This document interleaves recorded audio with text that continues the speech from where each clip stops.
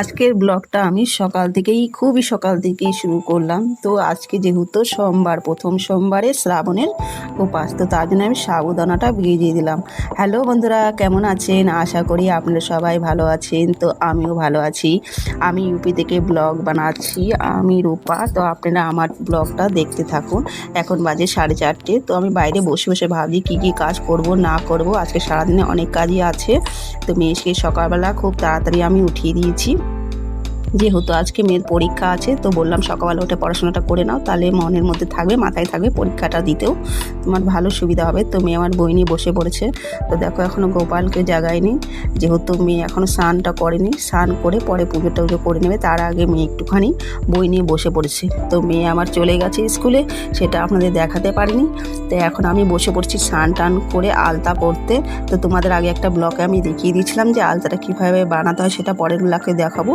তো আমি এই যে এখন তোমাদের দেখিয়ে দিচ্ছি আলতাটা কিভাবে বানাতে হয়। তো আলতাটা হলো পাউডার ধরনের। তো আলতাটা দেওয়ার পরে একটুখানি জল দিয়ে দিলাম, আর একটুখানি কাঠিটা দিয়ে ভালো করে নাড়িয়ে দিলাম। আমাদের ওখানে কিন্তু এরকম আলতা পাওয়া যায় না, যেমন কি আপনারা সবাই জানেন বোতলে পাওয়া যায়। আর এখানকার আলতাটা হলো পাউডার ধরনের, মানে রঙের মতো হয়। পরবর্তী জল দিয়ে গুলে বেশ সুন্দর করে রঙটা হয়ে গেছে। তো আমি আলতাটা পলা শুরু করে দিয়েছি। তো তোমাদের দেখিয়ে দিলাম আলতাটা কী করে বানাতে হয়। তো দেখো আমার আলতা পরাটা কমপ্লিট হয়ে গেছে। তো তোমাদের ভালো করে আমি দেখিয়ে দিলাম। পায়ের তোরা পরিনি, তো পাটা একটু ভালো লাগছে না, দেখতে খালি খালি লাগছে। তো আমি রেডি হয়ে গেছি শাড়ি টাড়ি পরে। আজকে ভাবলাম একটু শাড়িটা পরিনি। আজকে আমি সবুজ রঙের শাড়ি পরেছি, তোমাদের ভালো করে দেখাতে পারিনি। আর তোমার আলতাও পরে নিয়েছি, সেটাও দেখিয়ে দিয়েছি। তো আমি পুজো করতে বসে পড়েছি। তো এই যখন শ্রাবণ মাসটা আসে, আমার যেন ছোটোবেলার কথা খুবই মনে পড়ে। তো আমার মা এই শ্রাবণের উপাসটা খুবই বেশ সুন্দর করে করতো। মা তো এত মানে উপাস টুপাস পুজো পাঠ করতো যে সারা ঘর একদম গোবর দিয়ে লেপা পোছা। আর এই শ্রাবণ মাসে তো মনে করো আমরা মাছ মাংস কিংবা পেঁয়াজ রসুন একদমই খেতাম না, যেহেতু এই মাসটা আমার মা খুবই মানতো।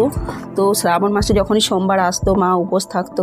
তো সারাদিনে আমাদের ঘরে সেরকম রান্নাবান্না হতো না, মা যেটা খেত সেটাই আমাদের দিত। সাবু কলা ভিজিয়ে রাখতো, তো মাকে দেখতাম যে সাবু কলা খেত। তো আমিও সেই নিয়মটাই মেনে চলি। আমিও এই শ্রাবণ মাসের 4টে যে সপ্তাহ পরে, সেই 4টে সপ্তাহে তোমার সাবু কলাটা খাই। তোমরা কে কোথার থেকে ভিডিওটা দেখছো আর তোমরা কীভাবে পুজোর উপোসটা পালন করো, সেটা আমাকে কমেন্টে একটুখানি জানিয়ে দিও। তো আজকের পুজোটা আমি এইভাবেই করছি তোমাদের সাথে, ভাবলাম একটুখানি ব্লগে শেয়ার করে দিই। তো যেহেতু আমি এর আগেও ইউটিউব তো চ্যানেল খুলেছিলাম না, ব্লগটা সেরকম মানে কোনো দিন আমি বানাইনি, ফার্স্ট ব্লগ বানাচ্ছি। যদি কোনো রকমের ভুল ত্রুটি হয় তাহলে তোমরা একটুখানি অ্যাডজাস্ট করে নিও। তো আমার মনে করো দই দুধ দিয়ে ভালো করে স্নান টান করানো হয়ে গেছে।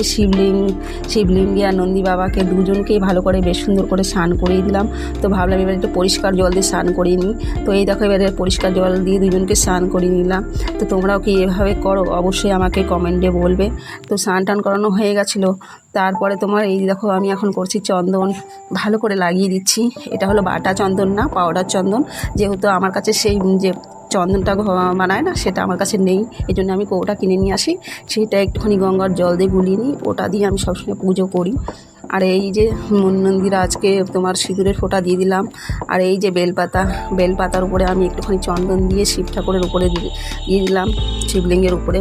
তো আমার কাছে আর বেশি কিছু ধুতরার ফল টল, ধুতরার ফুল, আকন্দ ফুল আমি কিচ্ছুই পাইনি। যেটুকুনি আমি বাজারে কিনে পেয়েছি সেটুকুনি দিয়ে আজকের পুজোটা আমি শেষ করলাম। মানে যেগুলো দরকার মনে করো সেই জিনিসগুলো আমি পেলাম না। তো বাকি ঠাকুরগুলোকে আমি বেশ সুন্দর করে ফুল একটা একটা করে দিয়ে দিলাম। এগুলো সব কেনা ফুল, গাছের ফুল না। যেহেতু এখানে তোমাদের দেখিয়েছি আমরা দোতলায় থাকি, এখানে গাছপালা সেরকম কিছু লাগানোই যায় না। তো ফুলটা কোথা থেকে পাবো বলো? 2-3 দিন পর আমি ফুল কিনে নিয়ে আসি, তো সেটা দিয়ে আমি পুজো করি। তো আমার সমস্ত ঠাকুরকে মনে করো ফুল টুল দেওয়া হয়ে গেছে, প্রসাদও আমি দিয়ে দিয়েছি। তো ভাবলাম এখন একটা ঘিয়ের প্রদীপ জ্বালিয়ে দিই। সবাই বলে ঘিয়ের প্রদীপ জ্বালাতে হয়, তো আমি সেই হিসাবে আজকে ঘিয়ের প্রদীপ জ্বালিয়েছি। মাটির একটা নতুন প্রদীপ কিনে নিয়ে এসেছিলাম ঘিয়ের, তো সেটা দিয়ে আমি বেশ সুন্দরভাবে আরতিটা করে নিয়েছি।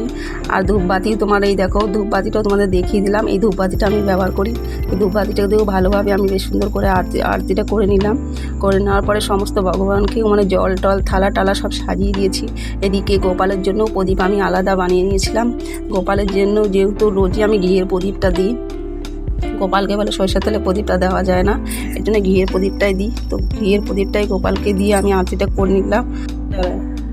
তো সমস্ত ঠাকুরকে আমি এবার বেশ সুন্দর করে আরতিটা করে নিলাম। যেহেতু আমি সকাল থেকে মনে করো অনেক কাজকর্ম করেছি, তো অনেকই মানে হাঁপিয়ে গেছি, তো ভাবলাম তাড়াতাড়ি পুজোটা সেরে নিয়ে প্রচণ্ড গরম লাগছে, যেহেতু লাইটও নেই, তো লাইটে নেই বলে ফ্যানটাও চালাতে পারছি না, তো এত গরম লাগছে। তো তাড়াতাড়ি আমি পুজোটা সেরে নিয়েছি, সেরে নিয়ে এবার সারা ঘরে আমি ধূপবাতিটা আর প্রদীপটার যে আরতিটা হয় সারা ঘরে আমি বেশ সুন্দর করে দেখিয়ে নিয়েছি। দেখানোর পরে আমি শাড়ি টাড়ি সমস্ত খুলে ফেলেছি। খুলে ফেলার পরে যে প্রসাদটা দিয়েছিলাম সেটাই খেতে বসে পড়েছি। এটাই আজকে আমি খাবো, ভাত রুটি কিছু খাবো না। তো আজকে তোমাদের এই ব্লগটা কেমন লেগেছে, যদি ভালো লাগে তাহলে অবশ্যই কমেন্টে বলবে, আর একটা সাবস্ক্রাইব লাইক করে দেবে।